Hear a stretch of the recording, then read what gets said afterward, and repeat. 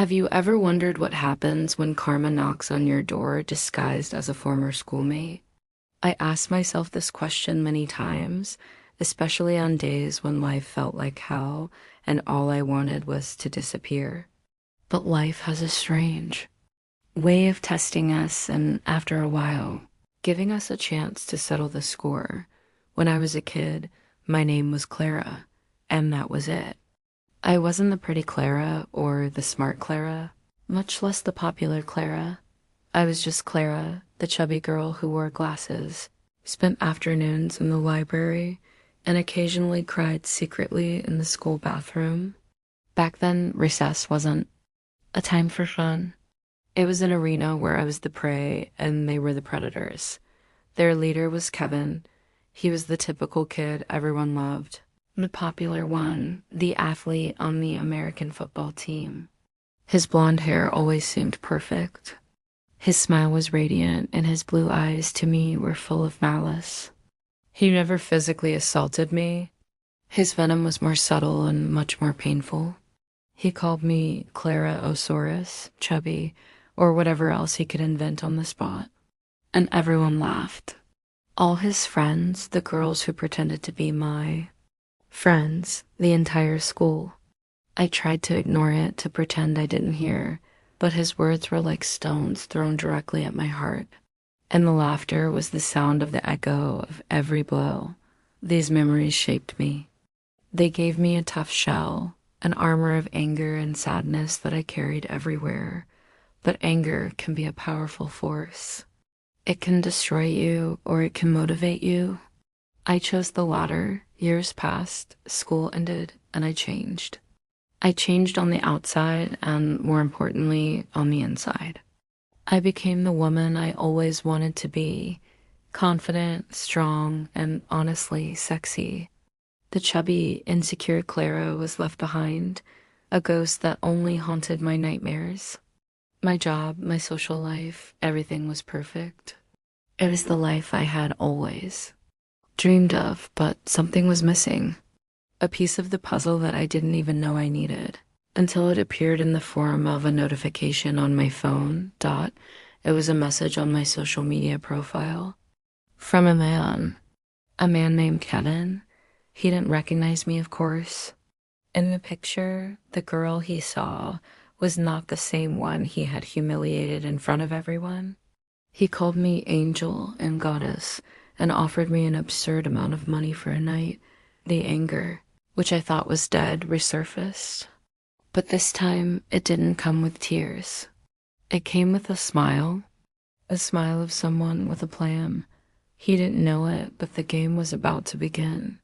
And I would make him pay, and pay dearly, for every tear he made me shed. When Kevin's message arrived, I didn't hesitate to open it. The profile picture was of a man who exuded confidence, or, to be more precise, arrogance.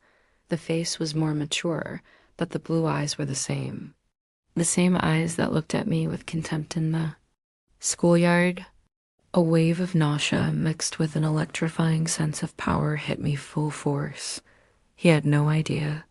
And that was the most delicious part of it all. I, on the other hand, remembered every detail. His full name, the color of his team jersey, the way he tossed his hair back. He was my tormentor, and now my prize. I took a deep breath, allowing the adrenaline to run through my veins. Revenge is not a dish best served cold, as the saying goes. It's a dish cooked slowly, with seasonings of pain, patience, and an extra dose of poison. My revenge wouldn't just be a night of humiliation. It would be a spectacle. He wouldn't just ask for forgiveness, he would kneel. And it wouldn't just be to me that he would do it. It would be to the whole world. I replied to the message with the calm of a huntress. Hi, Kevin, it's nice to find you here. Your proposal interests me. Exactly how much are you willing to pay? Using his name was intentional. A small hook, to see his reaction. He didn't give it a second thought. Apparently, I wasn't the only one he approached with indecent proposals. He was so focused on me, the perfect woman, that he didn't notice the ghost of his past in my response daughter conversation unfolded over a few days. He sent me pictures of his luxurious life, cars, expensive watches, trips. He bragged about his job, his perfect family, and his social standing. He was exactly what I expected, a man who thought money could buy everything. And his arrogance was so great that he didn't even suspect that I was just feeding him, luring him into the trap.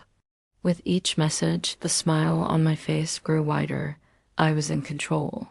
He was in the palm of my hand. As the conversation progressed, he made me a second proposal, an even higher amount for me to attend a charity event with him, a gala dinner with his whole family. What he wanted was to show me off as a trophy, the stunning woman he had conquered. He didn't know it, but he was giving me the key to the vault of his reputation. The perfect stage for my revenge. We arranged the meeting. The first of many if all went according to plan.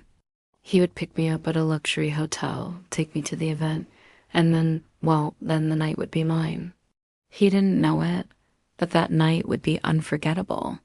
Not for the reason he imagined, but because of the price he would pay. With every word exchanged, my certainty grew. What would you do if your greatest nightmare became your greatest chance for redemption? The day of the gala dinner arrived. I spent the whole week preparing, not just on the outside, but on the inside.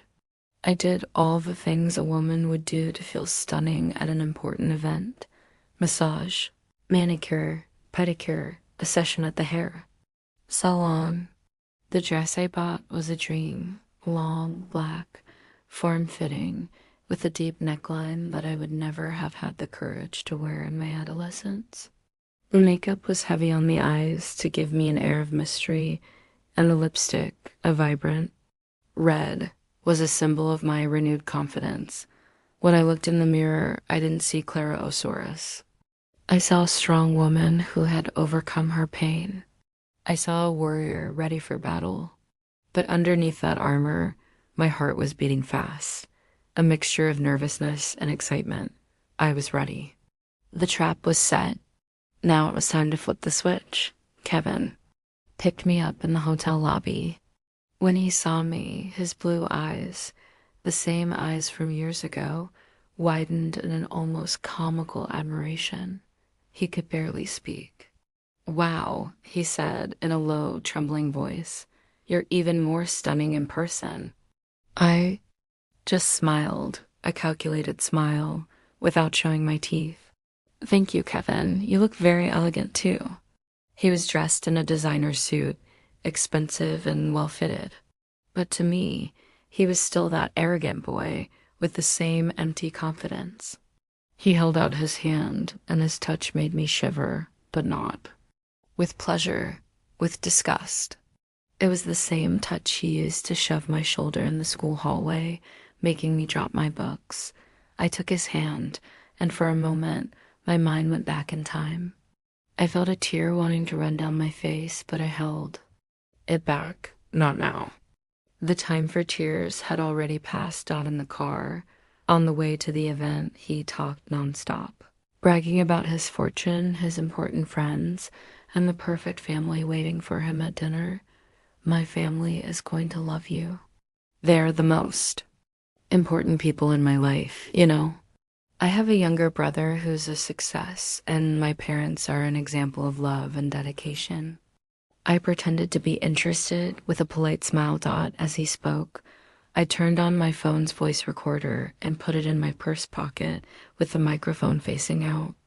The recording would be my proof, my weapon. I needed every word he said, every lie he told, because in the end, the truth would be the only thing that mattered. The gala hall was a spectacle in itself. Crystal chandeliers hung from the ceiling, reflecting light in 1,000 directions. The tables, round and elegantly set, were filled with important people, wearing designer clothes and smiling plastic smiles. Classical music played in the background, drowned out by the murmur of conversations. For the chubby Clara from high school, that place would have been a nightmare. For the woman I had become, it was my stage. Kevin led me by the hand, showing me off like a trophy as if I were living proof of his success. Heads turned, whispers began. I could feel the eyes evaluating me, and in each of them, I saw the reflection of my triumph. He took me to a large round table where his family was already seated. "Mom, Dad, this is Alex," he said, introducing. A tall, elegant man with a friendly smile. "And this is the wonderful Clara." His parents, an elderly couple with Kevin's same radiant smile, stood up to greet me. His mother hugged me with genuine warmth. "Kevin told us so much about you. It's a pleasure to finally meet you. You're even more beautiful than in the pictures." Her voice was sweet, and for an instant, my armor of revenge faltered, but I remembered who I was and who they were. Kevin's family. They must have been proud of the son who was a leader, an athlete, a popular guy. The same son who made me cry. Brother Alex stood up and greeted me with a firm handshake and a shy smile. "It's a pleasure, Clara," he said. "Kevin wouldn't stop talking about you." Alex was different from Kevin. His eyes were brown, not blue, and his smile seemed more sincere. He seemed to have a good heart, but I wasn't fooled. The apple doesn't fall far from the tree. At least that's what I thought. Dinner began with pleasant conversations, but I was in full observation mode. I listened to stories of Kevin's childhood, inside jokes, and the family's travel plans. It was all so normal, so perfect. Kevin, in turn, behaved like the exemplary son. He laughed at his father's jokes, praised his mother's cooking, and gave advice to his brother. It was all a show. I knew it.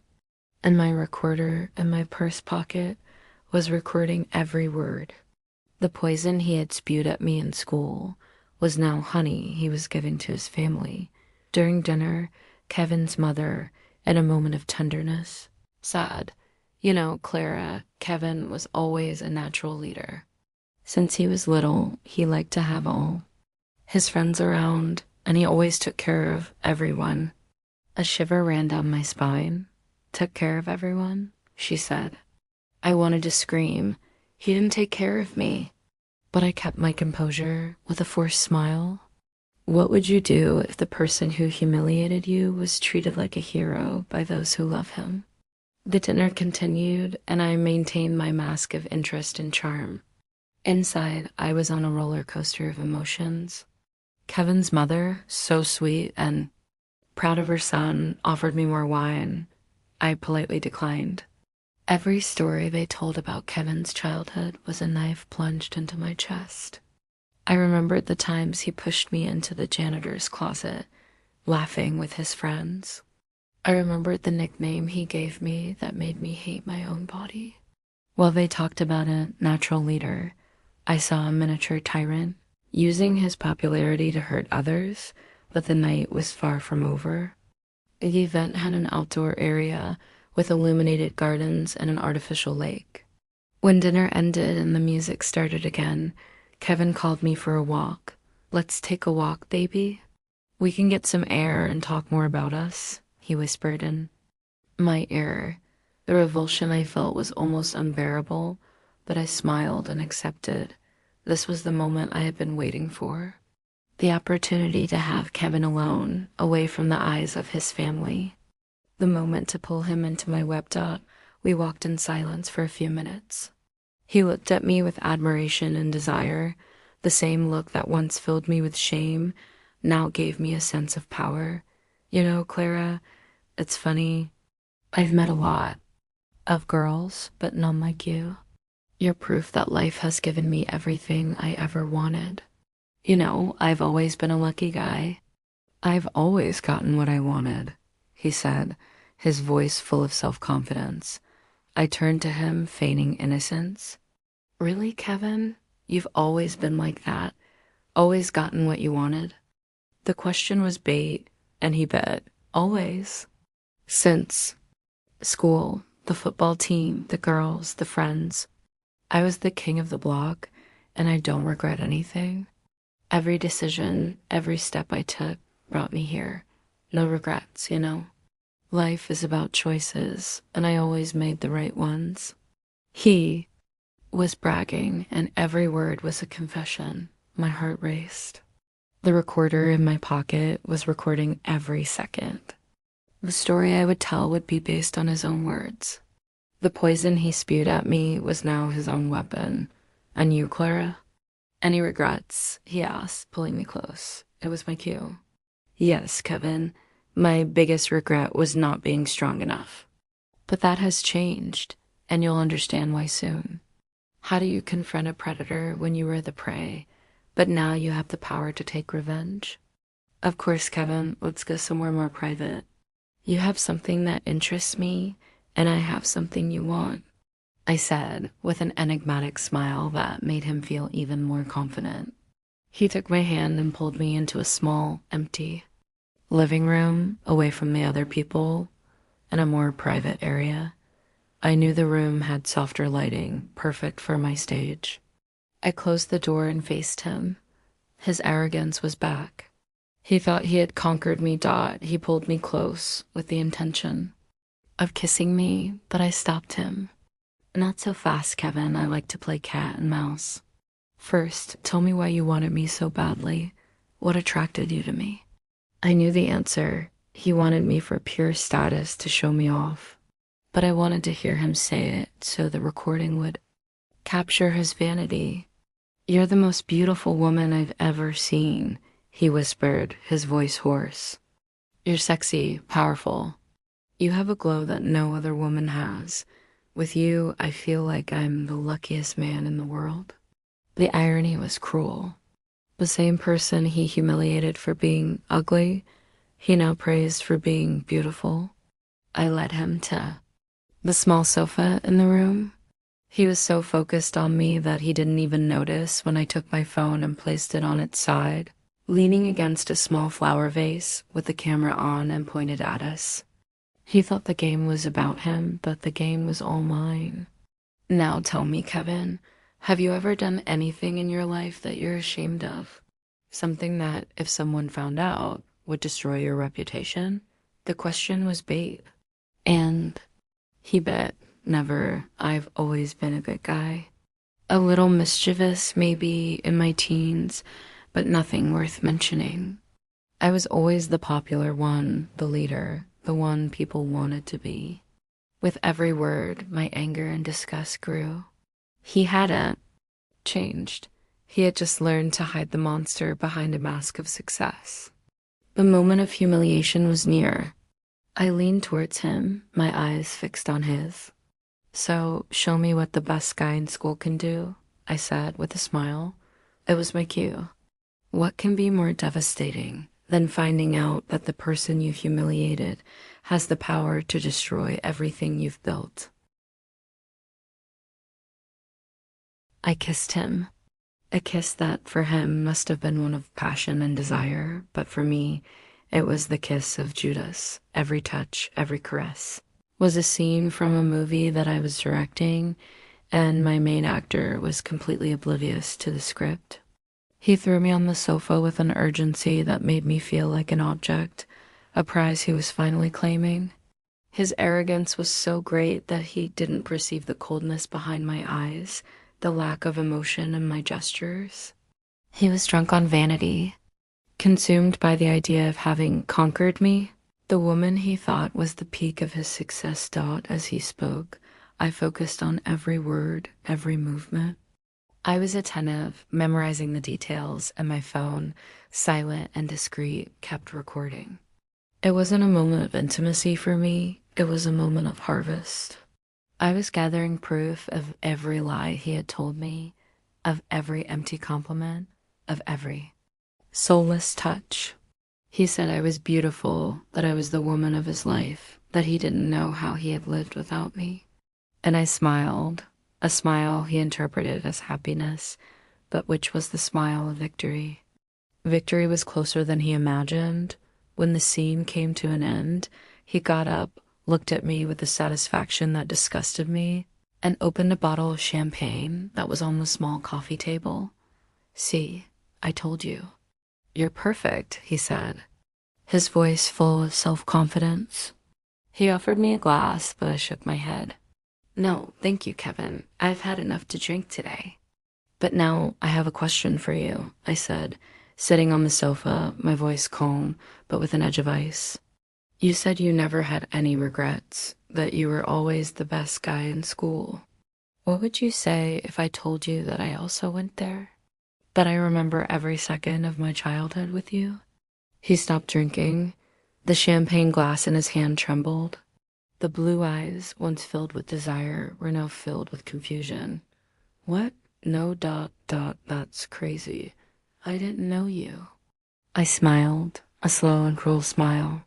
You remember a chubby girl who wore glasses and spent afternoons in the library?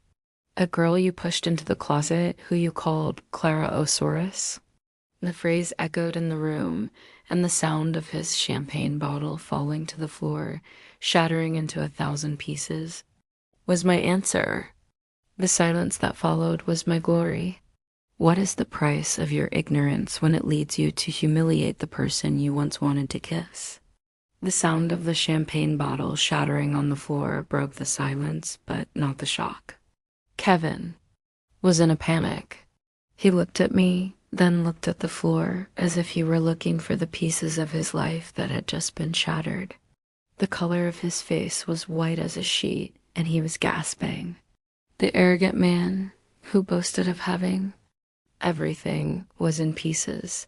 He fell to his knees in front of the sofa, not to beg, but because his legs gave way.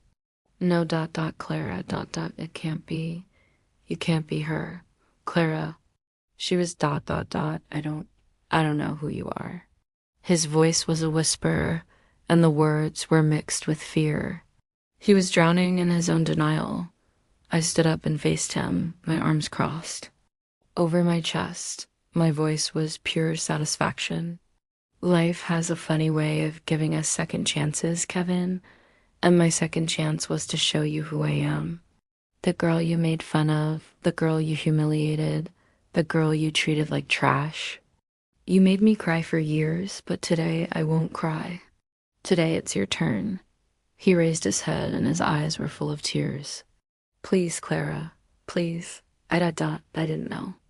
I was just a stupid kid. I'm a different man now. I have a family. A reputation. Please, don't do anything. I'll give you whatever you want. Money, a house, a car. Whatever you ask for, I'll give you. His words were the poison he used to buy everything. But my price was not money. My price was his suffering. No, Kevin, you won't give me anything. You'll give me back. You'll give me back my dignity, my self-esteem, and my tears. You'll give me back the Clara you stole from me. And the price for that, my dear, is much greater than all your money can pay.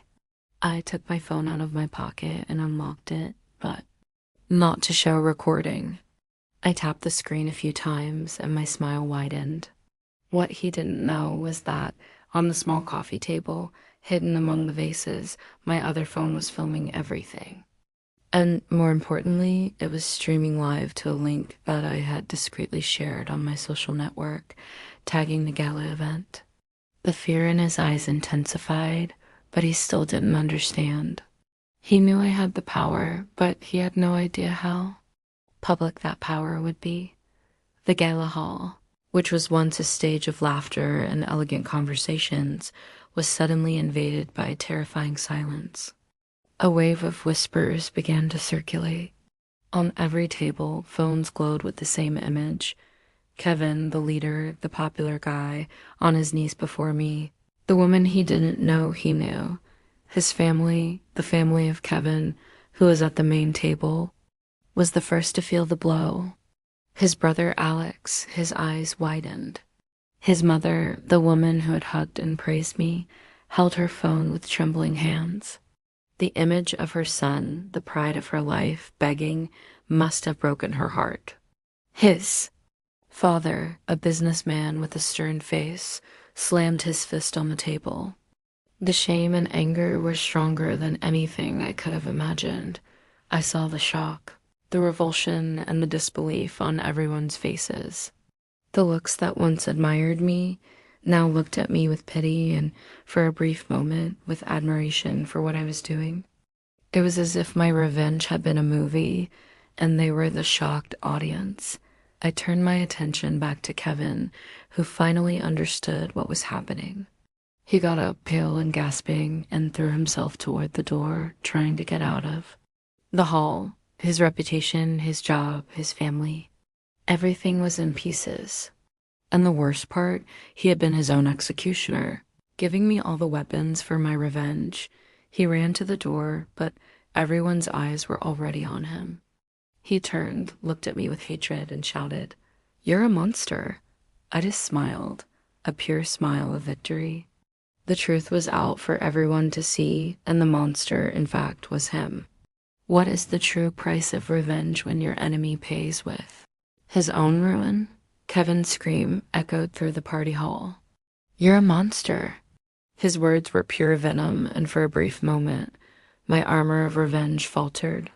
The audience of guests, once silent, began to murmur. I saw in the eyes of some the fury and judgment, but in the eyes of others, I saw silent approval. Revenge, when well executed, can be a form of art, and mine, I knew, was a masterpiece. Kevin tried to run, but was blocked by his own father, who grabbed him by the arm. "What have you done, Kevin? What is all this?" Kevin's father's face was red with anger and shame. His mother, with tears in her eyes, approached me. The woman who hugged me with affection now looked at me with a mixture of revulsion and pain. "Clara, please, what happened? Why did you do this to my son?" I took a deep breath, and my voice came out cold and calm. "You hugged me and said that your son is a man of character. I just showed you who he really is. You don't know me, but you know the story of the Clara he humiliated in school. I am that Clara." The pain in her eyes turned to disbelief. Her perfect world, built around the image of her son, was crumbling before her eyes.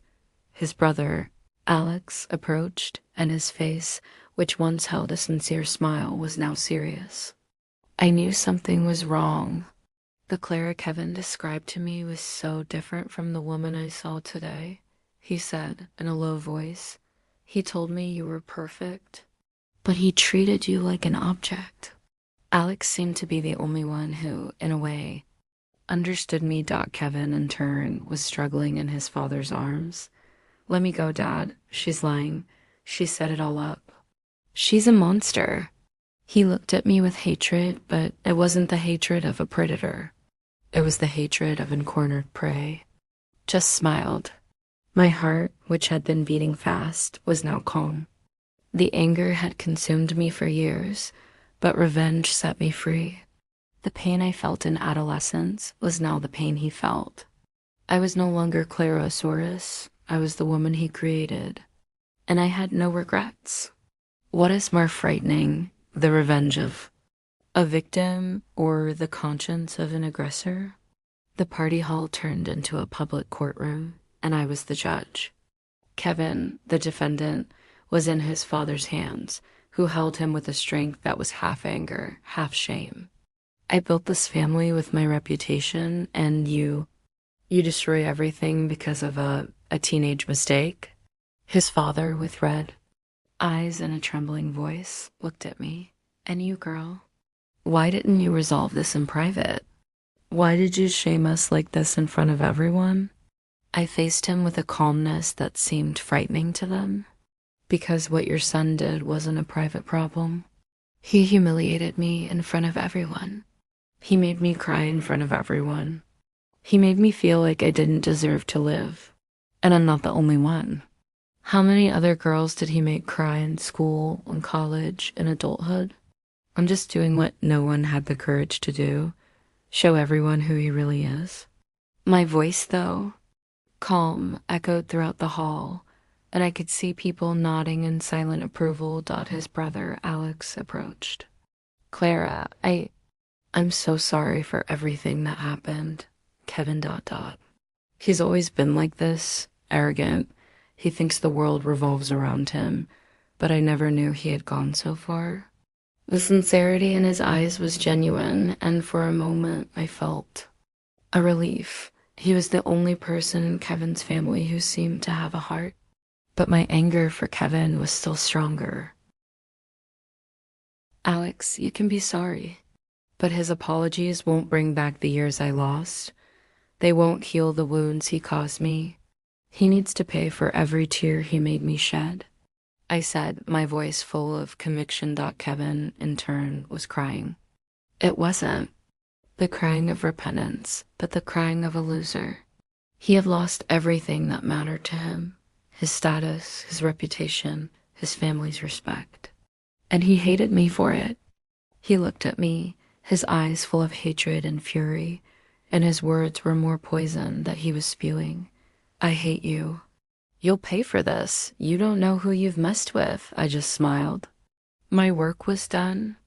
My revenge, my masterpiece, was complete. What would you do when your revenge, which seemed perfect, starts to have consequences you never imagined? The hate in Kevin's eyes was a promise, and his threat, a seed of fear that he planted in my heart. I hate you. You'll pay for this. You don't know who you've messed with. His words echoed in the hall, but this time the reactions were different. The looks of approval turned into looks of judgment. The people who were once shocked by Kevin were now looking at me as the villain of the story. I, who saw myself as a heroine, was being seen as a monster. Kevin's father turned to me, his fury now directed. You're no better than him. You used my son, humiliated him in public, and ruined our family. You have no right to do this. Your revenge doesn't give you the right to destroy us. His voice was a thunder, and every word was a stone thrown at me. I felt attacked, but I didn't flinch. My voice came out, trembling but strong. He destroyed my life. He made me feel like trash for years. I just did to him what he did to me. I humiliated him in public so he would feel what I felt, so he would pay for what he did to me. I said, trying to defend myself, but my words seemed hollow. It was then that Alex, the brother who seemed to have a good heart, approached. Clara, I understand your pain. I understand your anger, but revenge is not justice. You didn't just humiliate my brother. You also hurt my family, people who had nothing to do with your pain. My aunts, my grandparents, they're all suffering now, and their pain is real. His voice was calm, but his disappointment was a knife. In my chest, I looked at Alex, and I saw the truth in his eyes. My revenge, which I thought was perfect, had spread like a fire, consuming everything in its path. I wanted to destroy Kevin, but I ended up hurting innocent people. I wasn't the heroine. I was, in fact, a monster. What would you do when your revenge, which seemed perfect, starts to have consequences you never imagined? I walked out of the party hall in a blur, my eyes blurred with tears that I refused to shed. The weight of my revenge, which I thought would be light and victorious, was actually a heavy burden. The cold, crisp night air hit me full force, but it wasn't as cold as the emptiness I felt inside me. The noise of the city, the passing cars, the distant laughter from the party. Everything sounded distant, as if I were in a bubble, isolated from the world. I sat on a park bench, far from the entrance to the hall. The makeup, the party dress, the high heels, everything seemed like a disguise, an armor that was now in pieces. I looked at my reflection on my phone. Red eyes, smudged lipstick. I wasn't the sexy, confident woman who entered that hall. I was Clara Osoris, the chubby girl who was crying on a park bench. The monster I had become to take revenge on the monster he was ended up turning me into what I feared most. I remembered Alex's words. The only one who looked at me with pity, not hatred. Revenge, it brings nothing but more pain. His words echoed in my head, and I realized the truth. I wanted revenge to heal my pain, but instead, I multiplied it. The pain of having hurt innocent people was deeper and harder to bear than um, the pain of having hurt Kevin's mother, who treated me with such affection, was unbearable. My revenge was perfect. I humiliated my tormentor, made him pay for what he did to me, and showed the world the truth. But in the end, I didn't feel better. I didn't feel stronger. I felt empty. The anger that fueled me for years faded, and with it, my motivation. And the only thing left was a terrifying silence. What do you do when your victory leaves you more empty than your defeat? I was sitting on that bench, my body empty, my soul heavy. The cold wind seemed to carry my anger away, and all that was left was a silent pain. It was then that I heard footsteps behind me. I thought it was security, or maybe one of the guests wanting to confront me. But when I turned around, the face I saw wasn't one of hatred, but of defeat. It was Kevin. He wasn't wearing the same gala outfit he was wearing before. He was wearing a t-shirt and jeans, as if he had torn off his disguise of a successful man on the way. His face was swollen from crying, and his eyes, the same blue eyes that haunted me in adolescence, now looked at me with a sincerity that made me falter. "Clara, I need to talk to you." I faced him, my arms crossed, my voice cold. "Haven't you said everything you have to say?" "I have nothing to hear from you. You called me a monster." He sat on the ground in front of me and looked at me. The tears he had been holding back began to flow. "You have every right to call me whatever you want. I was a monster, and you did the right thing. I deserved it. I deserved every second of what happened in there. You made me feel what I made. You feel, and for that, I ask for your forgiveness." His confession caught me off guard. My armor of anger, which seemed so solid, began to crack. "You ... You're not angry. You're not going to threaten me?" He shook his head and his voice was a whisper. "I have nothing left to lose. My family. They saw me as I really am. I lost my reputation, and the worst ... I lost myself. I became the man I thought I had to be to protect myself, but I became a monster, and the most frightening part is that I didn't remember you. I didn't remember the pain I caused you. I saw you as a trophy, something to show off, and that's my biggest sin." He looked at me, his eyes full of genuine regret. "I know what I did is unforgivable, but I need you to know I'm sorry for everything. And I don't want money. I don't want anything. I just want you to know that you opened my eyes. You showed me what I'd become. And I need you to help me become a better person." His vulnerability was real, and my wall of hatred began to crumble. What is more difficult to accept, revenge or the forgiveness of an enemy who is truly remorseful? I sat on the bench, unable to move. Kevin's words, filled with a sincerity I never thought he could have, completely disarmed me. He wasn't defending himself. He wasn't trying to bribe me. He was, for the first time in his life, being genuine. The man who humiliated me for being fat was now on his knees, not to me, but to the monster he had become. And his pain was real. I took a deep breath, trying to find my balance. "Kevin, I don't know what to say.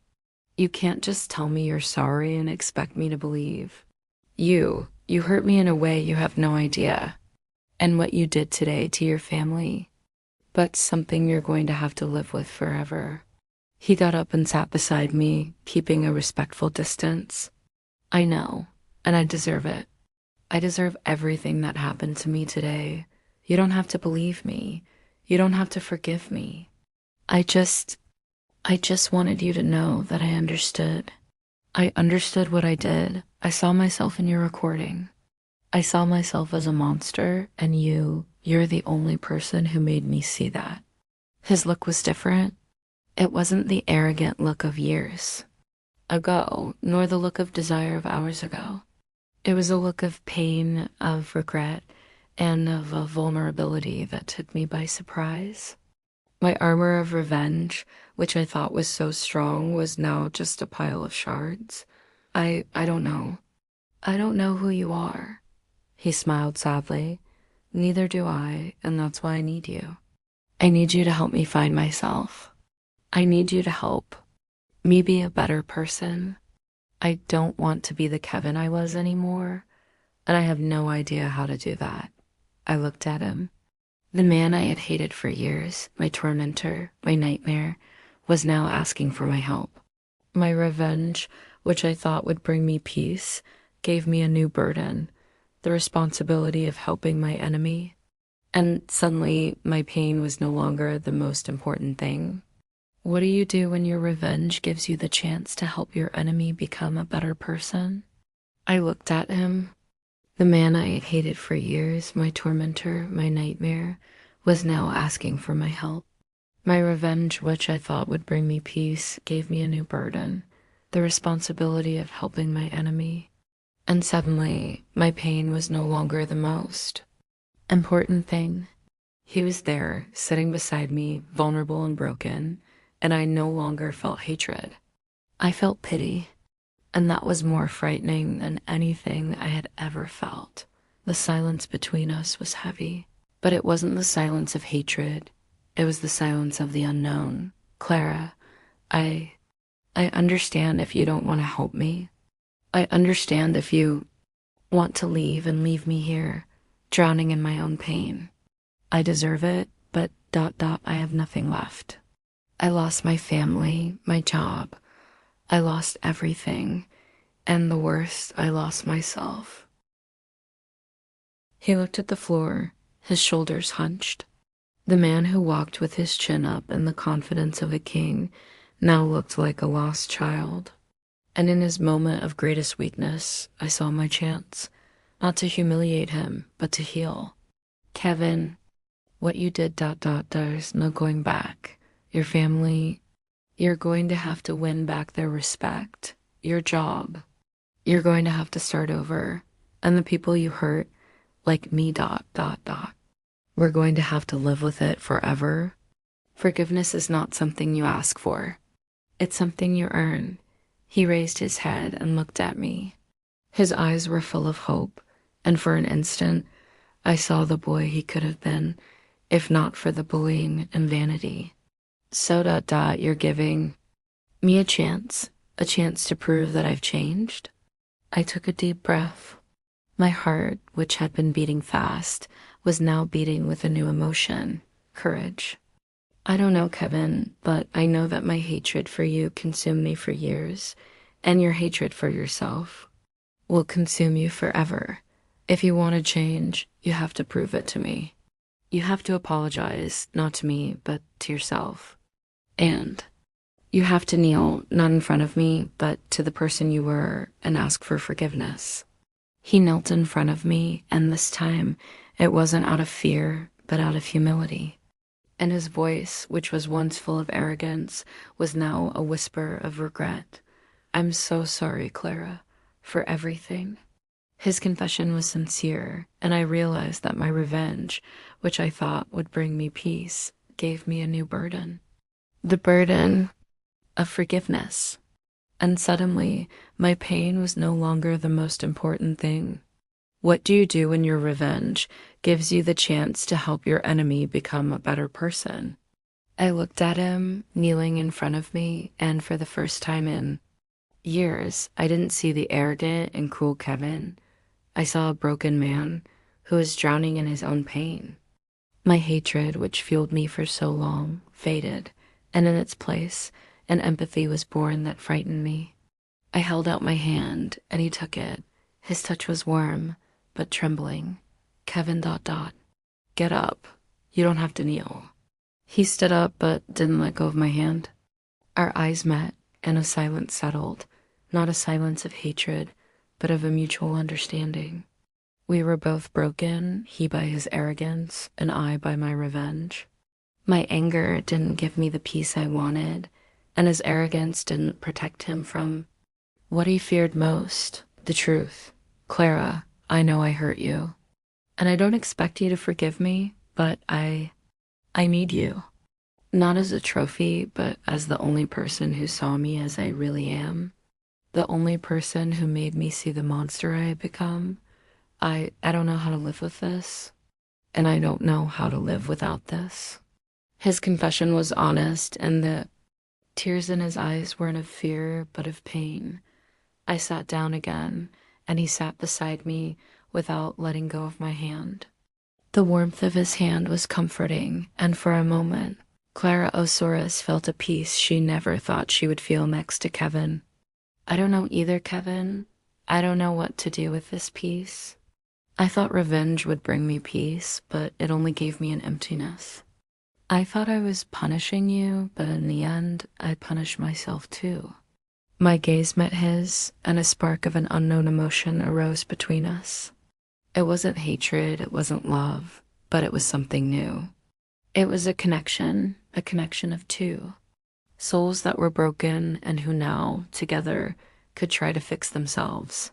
My revenge didn't give me what I wanted, but it gave me what I needed, the chance to heal.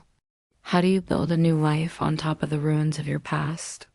I looked at him, and in that moment, I realized that revenge wasn't the answer. The answer was forgiveness, not for him, but for myself. My hatred consumed me for years, and his arrogance consumed him for his whole life. We were two sides of the same coin. Him, the predator who became a prey, and me, the prey who became a predator. The only way to escape that cycle was to break the coin in half. I took a deep breath, and my voice came out calm and with a new strength. Kevin, I don't hate you anymore, but I also don't forgive you. Forgiveness is something you earn, and you're going to have to prove it to me. You're going to have to prove to me that the man who knelt in front of me is the real you. He looked at me, his eyes full of hope, and a weak smile formed on his face. I'll do whatever it takes. What do you want? I got up and pulled him by the hand. I don't want anything. I just want you to look in the mirror and forgive yourself. I just want you to remember the pain you caused me so you never cause that pain to anyone again. And for a while, I want you to help me fix myself. The chubby Clara you humiliated still exists somewhere inside me. And my revenge, which I thought would bring me peace, just made her more frightened. I need you to help me find her. Time passed. Months turned into a year. And what started with revenge turned into an unlikely friendship. We weren't a couple. We were two people who connected in their own darkness. And together we found a light. Kevin got rid of his luxurious life, sold his cars and his house, and donated most of the money to institutions that help people who were bullied. He lost his friends, his status, but gained something much more valuable, his soul. And I found my voice. My story, which I kept a secret for years, became my strongest weapon. Revenge gave me what I wanted, but forgiveness gave me what I needed. My journey from victim to avenger, and from avenger to survivor, became my testimony. If you liked our story, subscribe to our channel, Silent Confessionals, to hear more stories like this. People from all over the world who have been hurt or who have hurt others share their journeys of forgiveness and redemption. Could your greatest pain in the end become your greatest power?